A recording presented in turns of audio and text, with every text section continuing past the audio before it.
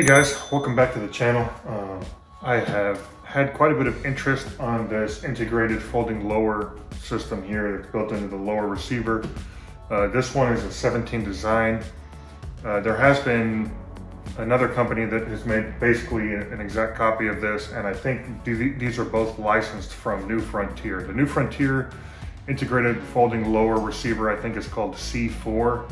I can't remember what the other company is called, but I know that Palmetto State Armory just recently sent out an email showcasing this lower with a different company. So I'm sure that they're licensing it all from whoever came up with the design. But it looks to be like an exact copy of this. So some concerns and questions that people had were about the buffer system and about how the buffer's retained. And I wanted to talk about a few things that you need to keep in mind when doing this, and kind of just show a little bit more close-up of some of the stuff just for anybody who's considering getting one of these lowers. So currently this lower, I think I bought it, it was like $275 or something like that.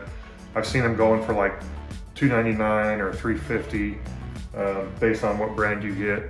But regardless to say, with the political climate how it is, even finding a stripped lower, just a plain strip lower, it's hard to find for $100, you know, less than $100 at least. A lot of times people are selling them secondhand for more than that. So with the lowers being what they are currently, and the Laud Tactical attachment costing what it costs, it's actually cheaper to go this route. Even though it does cost $300, give or take, it's cheaper to do this than it is to buy a strip lower and a folding attachment. So keep that in mind. I put several hundred rounds through this, maybe 300-400 rounds. I would have liked to do a little bit more, but I don't want to spend a whole bunch of money with ammo prices being crazy right now. I don't want to drop 1,000 rounds through it just yet. So I have, I'm pleased with how it's going so far, and let's get to it. Okay, first things first, let's look at the buffer here.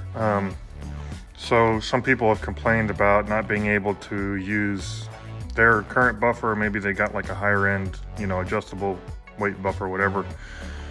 And this is one of their concerns. So let's weigh it, see how much it weighs. 3.03 ounces.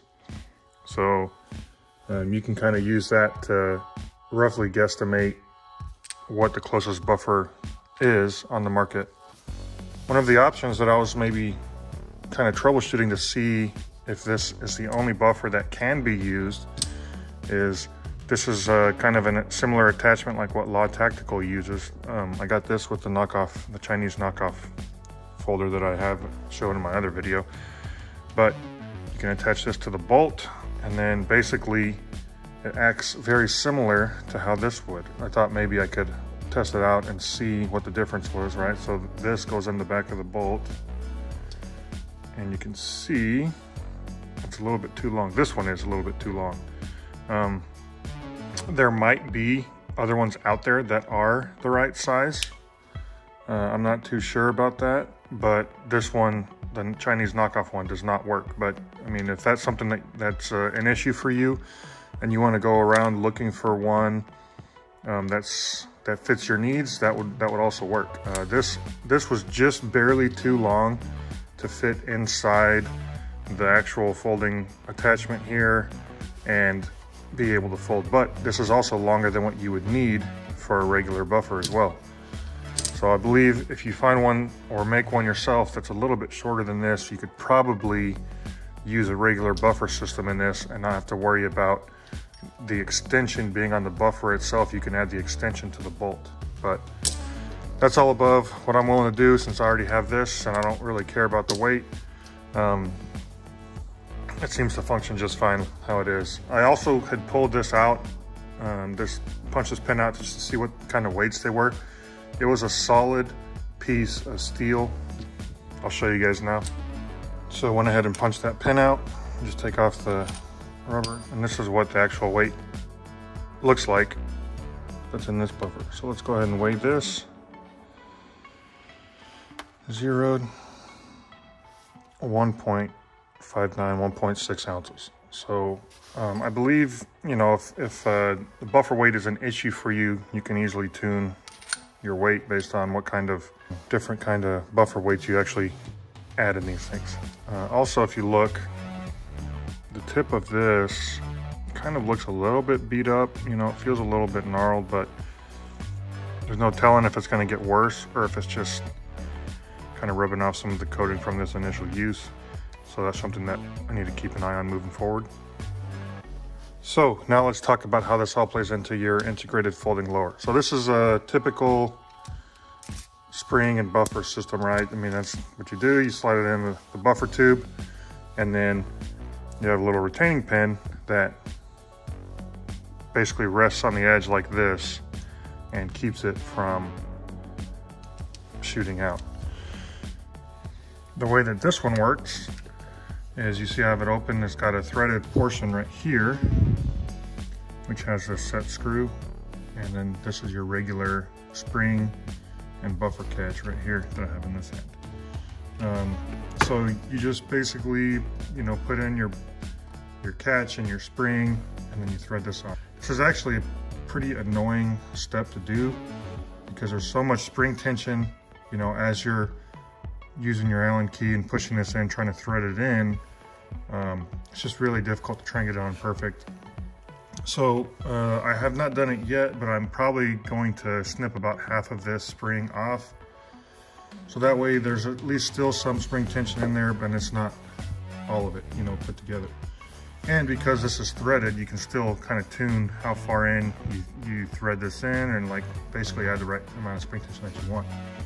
Because there's so much spring tension right now, currently I actually have to take the whole thing out just to remove the buffer and the spring because the spring is too big. So I'm definitely going to be changing that around. Also, something to note, if you look, you can see the pin. You can see the pin on that is a little bit bent to the left right there. And the reason for that, this is kind of specific to having a QRB type thing, or if you charge it before you have a barrel installed. So just, you know, good rule of thumb, if you don't have a barrel installed, don't sit there and pull the charging handle back and release the bolt, because the bolt is going to go just a little bit farther forward than it normally would if it's locking into the barrel, which means the buffer is going to be sliding a little bit farther forward. It's going to be slamming into this little retaining pin you know, it's going to be pushed a little bit farther forward and be slamming into this retaining pin, bending it a little bit. I have read that some people sheared these off, so just a good rule of thumb, you know, this isn't pertaining to the folding, but to the QRB, or if you don't have a barrel installed in your build, it could damage this, so just keep that in mind. Hope that shed some light on the 17 Design integrated folding lower. I am starting an AK series. I'm just getting into the AK platform. Got this PSA AK and got this Romanian RPK. Pretty pumped about this. Gonna be shooting this here in the next few days. So if that's something you're interested in, check out some of my other videos. I go over more in depth. Check out some of my other videos. I go more in depth on this build as well as some others that I'm doing. And I'm gonna be doing some accuracy comparisons as well. So, yep. See you guys next time.